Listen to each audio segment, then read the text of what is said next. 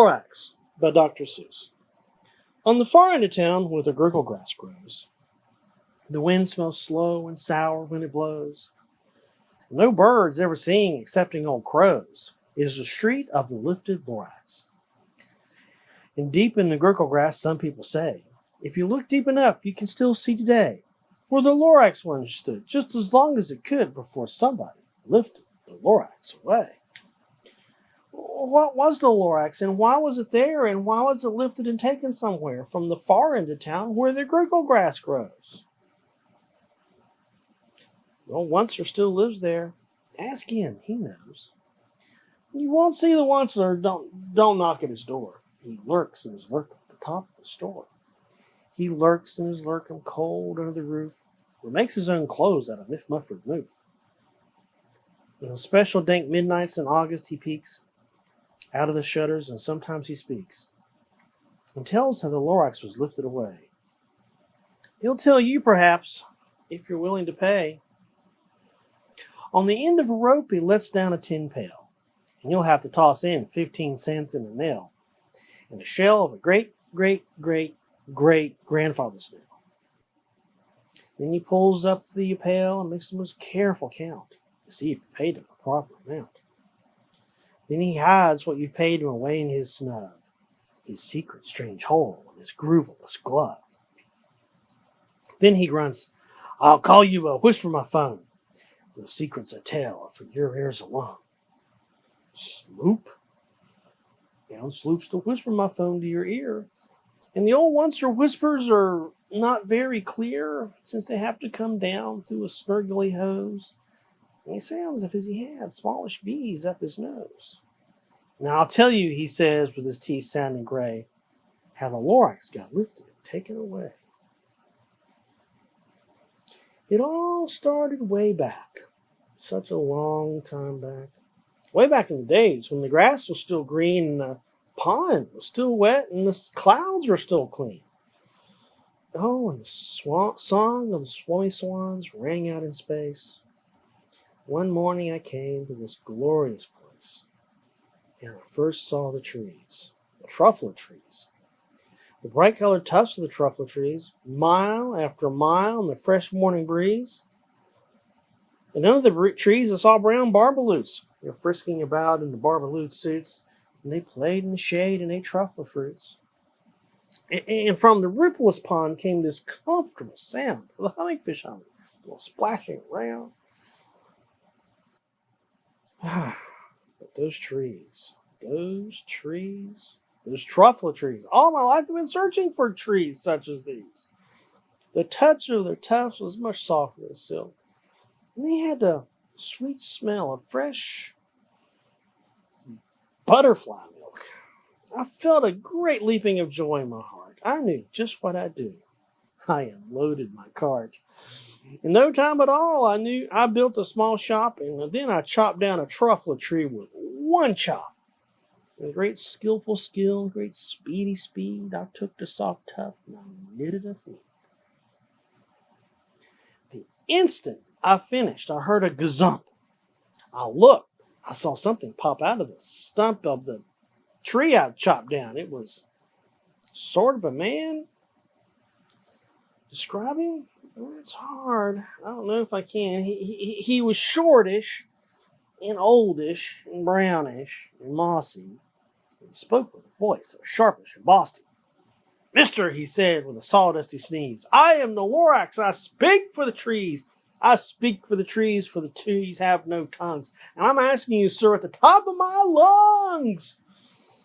He was very upset as he shouted and puffed. What's that thing you've made out of my truffle a tuft? Look, Lorax, I said, there's no cause for alarm. I chopped down one tree. I'm doing no harm. I'm being quite useful. This thing's a need. A need's to find something that all people need. It's a shirt, it's a sock, it's a glove, it's a hat, but it has other uses. Yeah, far beyond that.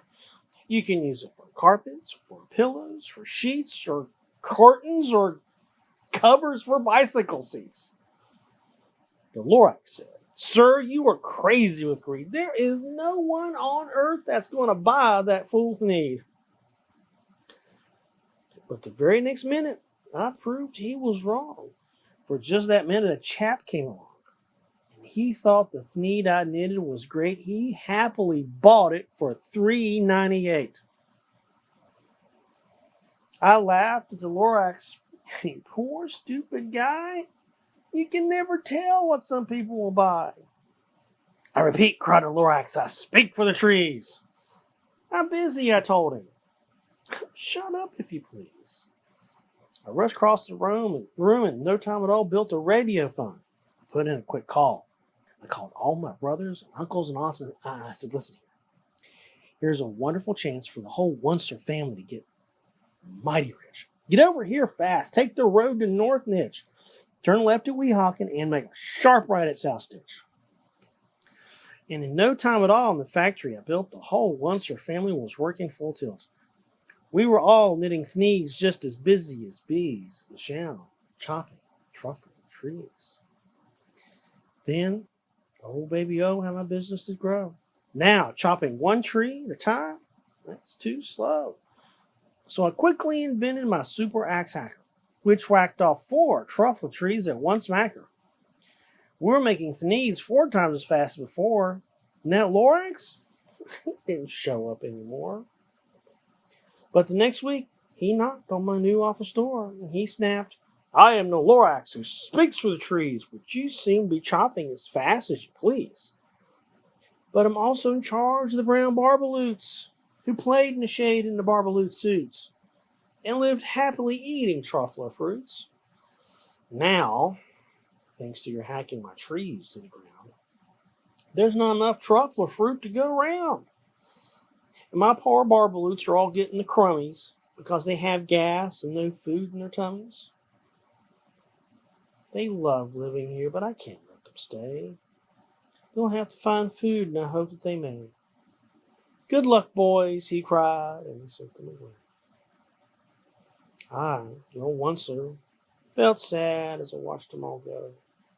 But business is business, and business may grow, regardless of crummies and tummies, you know. I meant no harm.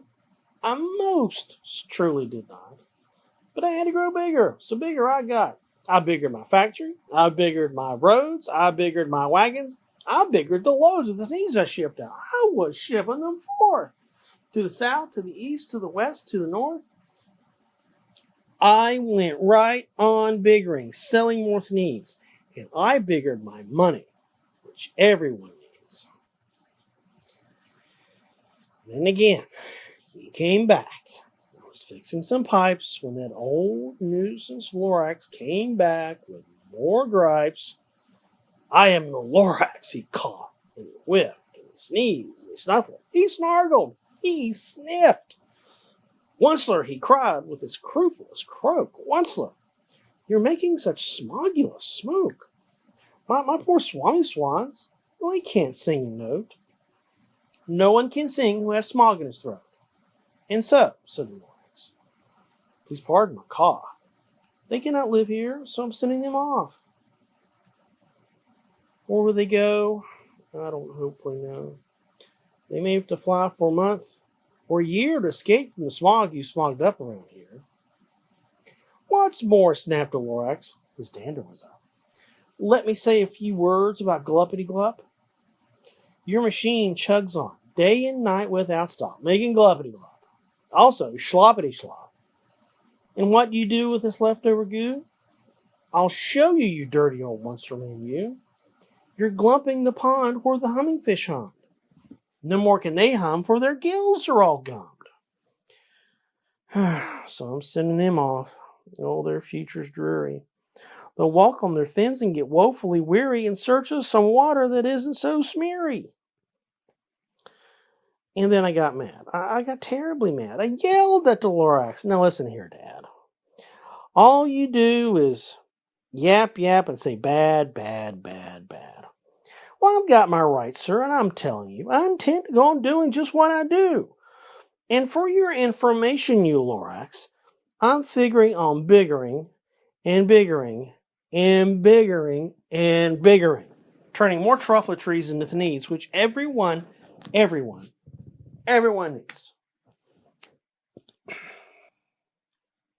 And at that very moment, we heard a loud whack.